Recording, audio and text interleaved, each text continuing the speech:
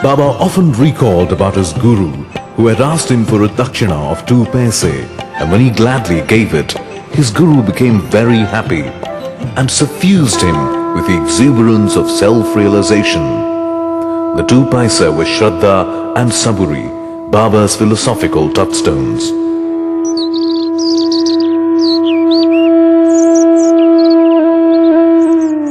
The Satcharita states that a young adolescent mendicant was suddenly seen at Shirdi. He sat meditating under the neem tree. He spoke to no one and needed no food. Seeing such severe penance by one so young, the local people were truly concerned. Just then the temple oracle spoke that this boy has had a transcendental connection with this place. The curious people dug up the place and were surprised to see a lit lamp and other articles used for secret rituals underneath. The young fakir told them that the place was sacred because his guru from a previous birth had lived here. The people quickly covered it up and built a platform over it for worship. Hence the mystical charm of Gurusthan. And strangely enough, after some time, the youngster left just as suddenly and could not be found anywhere. Till after some time, he resurfaces a fully matured, handsome, strapping young Sufi fakir, resting under a tree near the Yelganga river at Dhupkhed. Just then, a very worried and tired-looking Muslim trader named Chand Patil passed that way. The fakir called out his name and asked what was worrying him. Chand Patil was surprised how his name was known. He poured out his woes about not being able to find his missing horse in spite of several days of futile search. The fakir pointed out and showed where the horse was. Chand Patil was absolutely astonished. Extending his grace, the fakir then offered him a smoke. To wet the mouthpiece of the clay pipe or chiln and to light it, the fakir just tapped the earth with his iron tongs to produce the required water and the fire. Chand Patil instinctively realized he was no ordinary mortal. He humbly invited the fakir to his home and thereafter accompanied his sister's wedding party to Shirdi. The all-knowing fakir smiled and agreed, and at that very moment the history of Shirdi was rewritten in gold.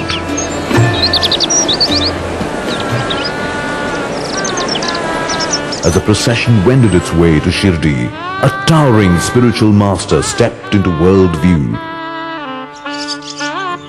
The party alighted near this ancient temple of Khandova in Shirdi. It was under this very banyan tree that the fakir first stepped on the soil of Shirdi. The temple priest Malsapati intuitively welcomed the apparently Muslim fakir with the words, "Aao Sai." From then on, he was called Sai and later Sai Baba. This event was around 1857-58, when Baba was a young man. And for the next nearly 60 years, he lived there. Baba endeared himself to one and all, irrespective of caste, creed and gender. He lived in the nearby forest first. A humble housewife named Baizabai took upon herself in the noble task of seeing that Baba took food regularly. She would not eat a morsel herself without feeding him first. Baba said she was his sister in the previous birth, and the Rinanubandha factor brought them together. Probably to save her the arduous walk, he moved into the village. A ruined, unused mosque was made his abode. He named it Dwarka Mai Masjid, and in one masterstroke brought the Hindus and Muslims together, and also silenced fanatics of all hues. Baba showed he was above any religions and believed only in humanism. It augured well for the spiritual ambience that an old Hanuman temple existed near the masjid. A learned Pandit named Devidas lived near it. A close friendship flourished as they had long discourses. Reportedly, Devidas left Shirdi after a few years.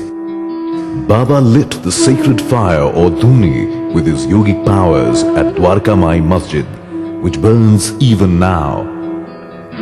The ash or udi from it was his prasad and is believed to have curative powers. The local people felt privileged to serve Baba. A selfless widow named Radha Krishna Mai took the task of making the prasad and keeping the masjid clean. She was blessed by Baba and he was at her bedside when she died fairly young. But those high and mighty who came out of curiosity never got an easy entrance to the masjid. In 1886, a strange incident showed the extent of his cosmic powers. He asked Malsapati to guard his body for 3 days and went into a samadhi.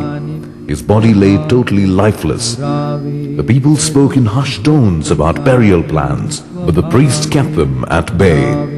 After 3 days, Baba opened his eyes as though nothing had happened. This resurrection convinced that he had divine powers. Many people experienced Baba's all-pervading presence at various places to render timely help. Generally, he was very easily approachable, especially on the alternate nights when he stayed at the Chavdi.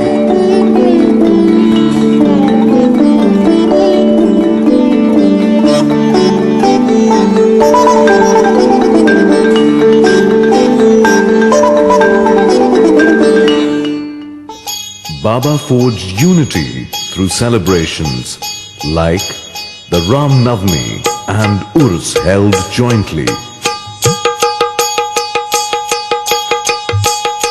Baba did not approve of intrusions without his consent. People who tried to photograph him slyly were surprised to see negatives blanked out only in his portions. But by his grace, it did allow some, and these have reached all parts of the world and are worshipped. Baba worked through his devotees. The wealthy Gopal Bhutti, ever by the side of Baba, asked for the permission to build a Krishna temple near Dwarka Mai Masjid. Baba was very glad and immediately approved and blessed the project. On 30th December 1915, work started on the proposed temple. Baba referred to it as Dagadi Wada, the stone mansion. As the work progressed, he was often escorted to see it. He even entered the inner precincts and the sanctum sanctorum and liked it. He said he would like to be there himself. The prophetic word would soon come true. The Dussehra of 1918 was very poignant. Baba sent rupees 250 and a lot of food just a few weeks before the festival to a mosque in Aurangabad to conduct Islamic rituals. He sent flowers and a coded message to old Fakir Banemia, who burst out crying. He then called a devotee named Vazeh and asked him to read the sacred Ram Vijay continuously to him. These were ominous signs. He said the time to cross the border was auspicious. On Vijay Dashmi Day, 15th October 1918, Baba had a slight fever. He told his close devotees to go and have lunch at their rooms, as he would not be eating with them. They left most reluctantly, as Baba bid. He then sat up, supported by Appa Kote, and surrounded by Lakshmi Bai, Nimunkar, Shimpi, and Bhagoji. He took out 9 silver rupee coins from his pocket and gave it to Lakshmi Bai for all her dedication. It was an act of charity, the last he performed on this earth. He then told them to take him to Dagadi Wada of Bhutti. With these last words, he just leaned against Baiji Appa Kote and breathed his last. Baba had made the smooth transition from mortality to immortality on Vijay Dashmi, 15th October 1918. Shirdi came to a standstill, stunned with grief. To come back, one has to go. And Baba had done just that. Baba's spiritual presence asserted itself soon after he had shed his mortal coils. He appeared as a vision to many devotees. A strange unseen impact made everyone unanimously agree that Baba's body should be interred in the Garbhagriha of the Dagadi Wada as per his wish. Thus the proposed Krishna temple became the Baba Samadhi Mandir from 16th October 1918.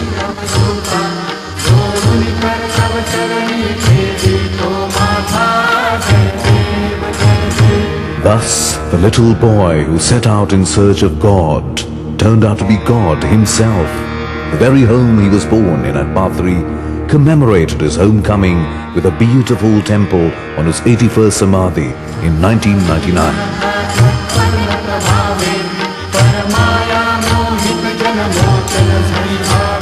Shirdi Sai Baba brought mankind much closer to the unseen power of divinity through his benign presence. God is within hearing distance. You call and he answers. Sai Baba is a living God.